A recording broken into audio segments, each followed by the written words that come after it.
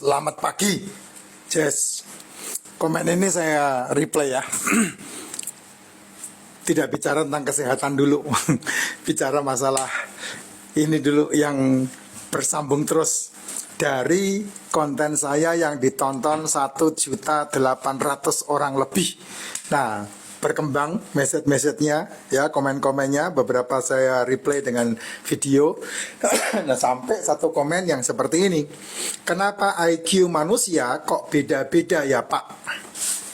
Ya, gini Jess, saya udah berkali-kali bicara.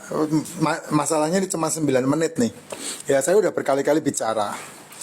IQ manusia terbentuk itu dari kebiasaan yang kamu bangunkan kepada anak-anakmu dari semenjak dia dilahirkan precet, ya. Harusnya sih dari semenjak kandungan, karena usia 7 bulan ya, usia 7 bulan itu otak mulai muncul ya, neuron otak mulai tumbuh. Itu anak dalam kandungan 7 bulan. Nah, saat itulah input alam bawah sadar sudah terbentuk dari orang tuanya. Dari 7 bulan anak di dalam kandungan. Ini kamu harus dengerin bener nih. Nah, ketika anak dilahirkan, nah manusia ini punya proses yang cukup panjang dibandingkan dengan anak-anak dari binatang-binatang dan makhluk-makhluk yang berbeda ya. Kalau kamu lihat kecerdasan hewan itu begitu mereka dilahirkan langsung punya kecerdasan yang sangat luar biasa. Yang namanya insting. Manusia tidak. Manusia itu dibangun ya, dari semenjak kamu lahir dibangun. Nah, pembangunannya, kesalahan terbesar manusia adalah dia berbicara kepada anaknya tanpa pernah bertindak. Karena ketika kamu berbicara, anakmu tahu-tahu enggak, tahu-tahu enggak, itu kan kamu enggak tahu. Yang penting pokoknya kamu berpikir anakmu ngerti dikasih tahu. Padahal enggak, dia hanya meniru. Nah, itu ditangkap sama namanya sistem artikulasi retikular otak, atau yang terkenal dengan nama SAR atau ASR. Kalau saya menyebutnya SAR, sistem artikulasi retikular, atau SASR, artikulasi retikular system. Nah, terserah mau ngomongnya seperti apa. Nah, artikulasi retikular system atau SAR atau sistem artikulasi retikular itu stop ketika anak berusia 12 tahun. Nah, kenapa berusia 12 tahun? Karena 12 tahun itulah nalar anak terbentuk. Ya, kalau kamu tidak pernah dididik dengan orang tuamu, maka nalarmu nol. Makanya hari ini kamu lihat itu ya, negara di Eropa Garut, nah itu nalarnya nol. Karena tidak ada didikan dari orang tua, kamu dilepas kayak bebek kamu. Tidak belajar sama sekali namanya. Dididik sama siapapun tidak ada gunanya. Nah, itu menunjukkan IQ-nya dia di bawah. Makanya kenapa IQ orang Indonesia dari 100 turun ke 78. Itu semenjak zaman reformasi terjadi itu. Ya, sampai detik ini IQ-nya orang Indonesia turun dari 100 sampai ke 8, sampai ke 78. Karena apa? Karena yang diajarkan adalah takhayul. Yang diajarkan adalah azab. Yang diajarkan adalah cerita-cerita nenek moyang yang tidak ada juntrungnya. Mereka diajari untuk melupakan sejarah. Tapi mereka dijojoi. Apa itu dijojoi? Diindoktrinasi, didoktrin dengan cerita-cerita zong yang dipaksakan melalui unsur agama, melalui unsur ritual, melalui unsur budaya, melalui unsur yang lain-lain, banyak banget itu.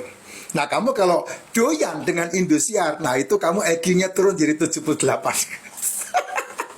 Kalau kamu doyan sama RCTI ya, sama SCTV, itu IQ-mu turun itu. Karena apa? Karena kamu disuguhi dengan cerita-cerita fiktif, cerita-cerita fiksi, cerita-cerita yang nggak ada juntrung kebenarannya, dan kamu mengabaikan membaca buku, kamu mengabaikan omongan orang-orang yang punya hikmat, sehingga IQ-mu didropkan. Sementara orang tuamu nggak peduli dengan kamu, sehingga kamu dilepaskan begitu saja. Di sekolah, kamu sekolah di bilik, sehingga kamu tidak mendapatkan pembelajaran yang maksimal, sehingga IQ-nya hancur. Yang dikejar untuk Indonesia ya, Konoha, hanya 3. IQ, spiritual quotient, SQ, sama EQ, emotional quotient. Sehingga sampai ada motivator yang menggabungkan EQ dengan SQ, namanya ESQ. Just 3 ini tidak penting buat saya. Karena apa? Karena kamu sudah harus membedakan mana yang benar, mana yang enggak. Hari ini manusia harus menjadi Adam dan Hawa di Taman Eden, di mana dia harus betul-betul memilah mana yang boleh, mana yang tidak. Kan Adam dan Hawa kan seperti itu. Seluruh pohon dalam taman ini boleh kamu makan. Itu perintahnya seperti itu. Tetapi pohon pengetahuan yang baik dan yang jahat jangan kamu makan.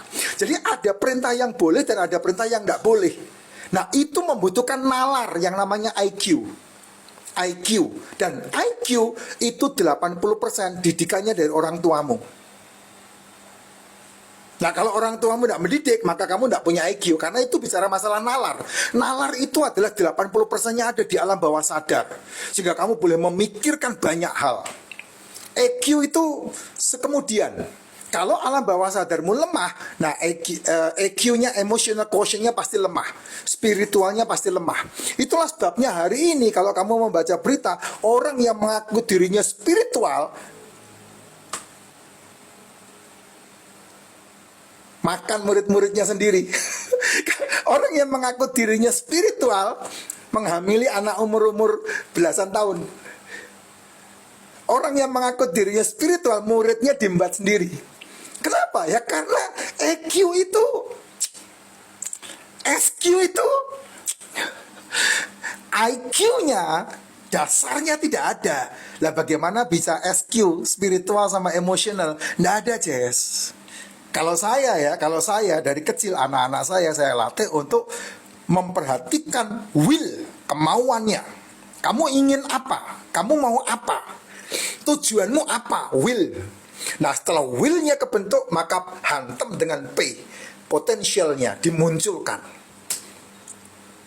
Nah, itulah yang membuat perbedaan orang-orang di sekeliling kita kelihatan jelas. Kamu ketemu dengan orang-orang sekelilingmu, dengan aku ketemu dengan orang sekelilingku beda. Karena apa? Karena aku menekankan berbeda dengan orang lain menekankan. Ya, kalau kamu bicara masalah spiritual, emosional sampai ilmunya dipakai oleh perusahaan-perusahaan negara yang namanya BUMN itu, ada yang namanya akhlak. Nah, saya pernah diminta untuk memberikan motivasi di salah satu BUMN, dan saya hanya punya waktu tidak lebih dari 20 menit. Nah, saya bahas tuh akhlak itu apa itu. Ya. Akhlak itu seperti apa saya bahas di situ tuh.